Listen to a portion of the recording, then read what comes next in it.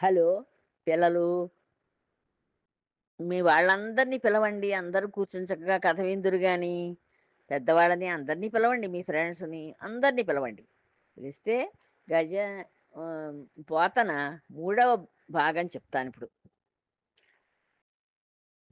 శ్రీనాథుడు ఆయన పరివారాన్ని తీసుకొని వచ్చాడు కదా! పల్లకీలోను పోతన గారింటికి. వచ్చి ఈయనకి పరీక్ష పెడదామని మా అందరికీ భోజనం పెట్టమన్నాడు గదా! ఈయన సరస్వతీదేవికి మొక్కి పోతన గారు చక్కగా పంచభక్ష పరమాన్నాలతోటి భోజనం పెట్టారు. సరస్వతీదేవి పెట్టించింది అలాగా. ఆవిడ తయారు చేయించి. ఆ భోజనాన్ని తృప్తిగా తిని, సరే ఇంక ఏం చెప్పాలో తెలియలేదు. ఎంచేతంటే అంత చక్కటి భోజనం తను కూడా పెట్టలేడు. అంత గొప్పవాడైనా తన భార్య అంతమందికి ఎక్కడ వండి పెడుతుంది? ఇక్కడ ఈయన భగవద్భక్తుడు. అంచేత ఆ సరస్వతీదేవిని వేడుకోగానే సరస్వతీదేవి "నీకెందుకు నాయనా? నేనున్నాను కదా! అన్ని ఏర్పాట్లు నేను చూసుకుంటాను. ఒక తెర కట్టించి, ఆ తెర వెనక నుంచి నేను అన్నీ అందిస్తూ ఉంటాను. మీరు వడ్డించుకుందురుగా" అని చెప్పింది. అలాగే చేసింది.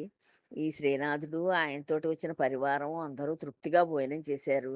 హాయిగా తాంబూలం కూడా వేసుకుని, ఈ శ్రీనాథుడు "బావగారు మీరు గజ గజేంద్ర మోక్షం ఆహ్, అది భాగవతాన్ని రాస్తున్నారు కదా! అందులో గజేంద్ర మోక్షం కథ కూడా రాశారని విన్నాను. ఏదో ఒకసారి ఆ పుస్తకం తీసుకురండి చూస్తాను" అన్నాడు. సరే ఆయన పుస్తకం తెచ్చి ఇచ్చారు. "చూడు బావ" అని. ఈయన చూసామన్నాడంటే స్ ఆ గజేంద్రుడు నా ఆహ్, తండ్రి శ్రీహరి నన్ను రక్షించు. నేను ఈ మొసలితో పోరాడలేకుండా ఉన్నాను. నాకు నా శక్తంతా అయిపోయింది. ఇంక నన్ను నువ్వే రక్షించాలి. నువ్వే దిక్కు అని చెప్పి మొరపెట్టుకున్నాడు. ఎప్పుడైతే ఆ భగవంతుడిని మనం పిలిస్తే అలాగ నోరారా మనస్ఫూర్తిగా పిలవాలి. పిలిచేసరికి ఆ గజేంద్రుడు సిరికింజప్పడు శంఖచక్రయుగముల్ సంధింపడు అని ఈయన పద్యం రాశారు. రాసేసరికి అంటే అక్కడ లక్ష్మీదేవి ఉంది. ఆయన కాళ్ళొత్తుతూ ఆయనతోటి కూడా ఉంది అలాగ అక్కడేను. ఆయనకి సేవలు చేసుకుంటూ. ఆ సిరికి కూడా చెప్పలేదు. సిరి అంటే లక్ష్మీదేవి అన్నమాట. లక్ష్మీదేవికి కూడా చెప్పలేదు. అయ్యో! గజేంద్రుడక్కడ మొసలితోటి బాధపడుతున్నాడు. మొసలి దాని కాలట్టుకుని నేను చాలా బాధిస్తోంది. మొత్తం శరీరంలో ఉన్న రక్తం అంతా పోతోంది నీళ్ళల్లోకి. అంచేత ఆయన చాలా బాధపడుతూ గజేంద్రుడు నన్ను మొరబెట్టుకున్నాడు. నేను వెళ్ళి ఆయన్ని రక్షించాలి అని చెప్పి ఏమీ చెప్పలేదు. చెప్పకుండా ఆ గజేంద్రుడు ఎప్పుడైతే ఓ మహాప్రభో నువ్వే నాకు దిక్కని చెప్పి అరిచాడో, ఆ అరుపు ఆయనకి వినిపించింది. వినిపించగానే ఆ లక్ష్మీదేవికి కూడా ఏమీ చెప్పకుండా ఆవిడ కొంగు చేతిలో ఉంది ఆయన చేతిలోను. ఆవిడ పైట కొంగు అలాగే వేలికి చుట్టుకుంటూ ఆవిడతోటి ఏవో కబుర్లు చెప్తూ వింటున్నాడు. అలా ఉన్నవాడు మంచం మీంచి దిగ్గున లేచి గబగబా నడుచుకుంటూ వెళ్ళిపోతున్నాడు. ఓ శంఖం, చక్రం ఏమీ తీసుకోలేదు. ఓ గద తీసుకోలేదు. ఆయుధాలేమీ లేవు చేతిలోను. అలా నడుచుకుంటూ గబగబా పోనీ వాహనం ఎక్కొచ్చునని కూడా ఆయనకి ఆలోచన రాలేదు. ఆయన గరుత్మంతుడిని ఎక్కి వెళ్ళిపోవచ్చు తొందరగాను. కానీ అది కూడా గుర్తుకు రాలేదు. ఎంతసేపు భక్తుడిని ఎలా రక్షించాలి అంతే. అదొక్కటే ఆయన మనసులో ఉన్న విషయం. బయలుదేరేశాడు.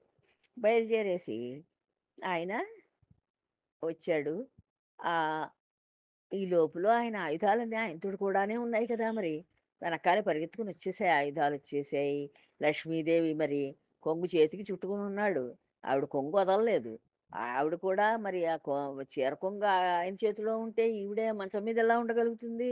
ఆవిడ కూడా వెనకాలే పరిగెత్తుకుంటూ వెనకాలే వచ్చేసింది భూలోకానికి. ఇలా ఇంతమంది వచ్చేసారు.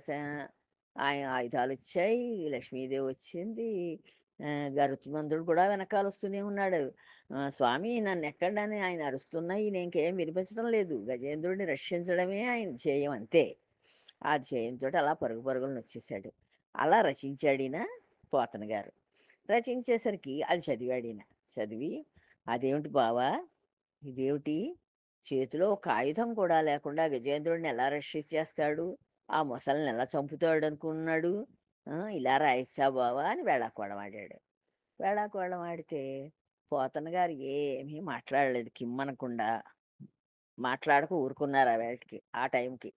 ఊరుకొని మర్నాడు పొద్దున్నే ఈ శ్రీనాథుడు అక్కే ఈ పోతన గారి భార్య. అంచేత చక్కగా "ఒరేయ్ నాన్న తలంటుకోరా తమ్ముడు" అని చెప్పినట్టుంది ఆవిడ. అందుకని తల అంతా ఓ ఇంత నూనె పట్టించుకున్నాడు. నూనె జిడ్డ కారిపోతూ అంది ఒళ్ళంతాను. ఆ నూనె బొట్లు. ఓ చిన్న గుడ్డ కట్టుకున్నాడు. మరి తలంటుకునేటప్పుడు పెద్ద బట్ట కట్టుకుంటే ఈ నూనె అంతా బట్ట నిండా అంటుకుపోతుంది కదా! అందుకోసాన ఓ చిన్న తువ్వాలేదో కట్టుకున్నాడు. కట్టుకుని తలంటుకుందికి అలా ఒళ్ళంతా నూనె రాసుకుంటూ తలకి రాసుకున్నాడు. ఇంకా ఒళ్ళంతా రాసుకోవాలి. ఈలోగా పోతన గారు ఏం చేశారు, ఈ శ్రీనాథుడు కొడుకుని ఒక గదిలో దాచారు. "నాన్న నువ్విక్కడే కూర్చోరా, నువ్వెక్కడికి బయటికి రాకురా" అని చెప్పి వాడిని ఆ గదిలో దాచి, ఆ తలుపు గడియేసి, వచ్చి నూతి దగ్గరికొచ్చి ఒక పెద్ద బండరాయి ఒకటి తీసుకుని నూతిలోకి దిబ్బున పారేశారు. ఎప్పుడైతే విసిరి కొట్టారో నూతిలోకి, అది ధడుంగుమని పెద్ద శబ్దం వచ్చింది. నీళ్లు పైకెగిరాయి. అంతే. "బావా! బావా! మీ అబ్బాయి నూతిలో పడిపోయాడు. మీ అబ్బాయి నూతిలో పడిపోయాడు. రా! రా!" అని చెప్పి అరిచారు. అరిచేసరికి ఈ శ్రీనాథుడు హడిలిపోయాడు. "ఏంటి మా అబ్బాయి నూతిలో పడిపోయాడా? ఎక్కడ? ఎక్కడ?" అని చెప్పి ఆయన ఆ చిన్న గుడ్డతోటే ఒంటి మీద అంత చిన్న గుడ్డుంది, ఇలా బయటికి వెళ్ళొచ్చునా అని కూడా అనుకోలేదు. గబగబా పరుగు పరుగుల్ని ఆ తల నిండా నూనె తలతోటి గుండెలు బాదుకుంటూ గబగబా పరిగెత్తుకొచ్చేసాడు నూతి దగ్గరికి. వచ్చేసి నూతి చుట్టూ "బాబోయ్! నా కొడుకు బాబోయ్! నా కొడుకు నువ్వు మునిగిపోతున్నాడు బాబోయ్!" అని చెప్పి ఏడుస్తున్నాడు. "నా కొడుకుని రక్షించండి, నా కొడుకుని రక్షించండి" అని ఏడుస్తున్నాడు గానీ, చేతిలో వాడిని రక్షించడానికి ఏమీ లేవు. ఈయన చేతిలో, శ్రీనాథుడి చేతిలో ఓ తాడు తెచ్చుకోలేదు. ఓ పోనీ ఎవళ్ళైనా దిగుదామంటే ఓ నిచ్చెన లేదు. ఓ నిచ్చెనైనా ఉంటే ఆ నిచ్చెనలోంచి దిగగలిగిన వాళ్ళు, ధైర్యం ఉన్నవాళ్ళు దిగుతారు నూతిలోకి. ఆ! వాడికో తాడేస్తే లోపలికి ముడిపెట్టి, ఆ ముడి ఆ తాడు ముడి పట్టుకునేనా ఆ పిల్లాడు కొంచెం బయటికి రాగలిగిన వాడైతే వస్తాడు. ఏదీ లేదు. అలాంటి ఉపాయాలేం చేయకుండా పరిగెత్తుకొచ్చాడు. నూతి చుట్టూ గిరగిరా తిరుగుతున్నాడు. గుండెలు బాదుకుని ఏడుస్తున్నాడు. ఏడుస్తూ ఉంటే అప్పుడు తాపీగాను "బావా!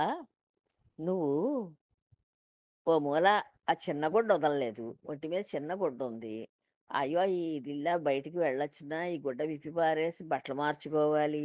ఈయన తల నిండా నూనె పడుతోంది. తలంటుకొని, అప్పుడు బట్టలు మార్చుకుని, వీధిలోకెళ్ళి ఎక్కడో అక్కడ ఓ తాడు పెద్ద తాడు సంపాదించి, ఎవరింట్లో నుంచైనా ఓ నిచ్చెన సంపాదించుకుని, ఎవరైనా నూతిలో దిగుతారా? నా కొడుకు నూతిలో పడిపోయాడు. వాడిని రక్షించాలి అని చెప్పి ఎవడినైనా జనాల్ని పోగేసుకుని అప్పుడు కదా నువ్వు నూతి దగ్గరికి రావాలి.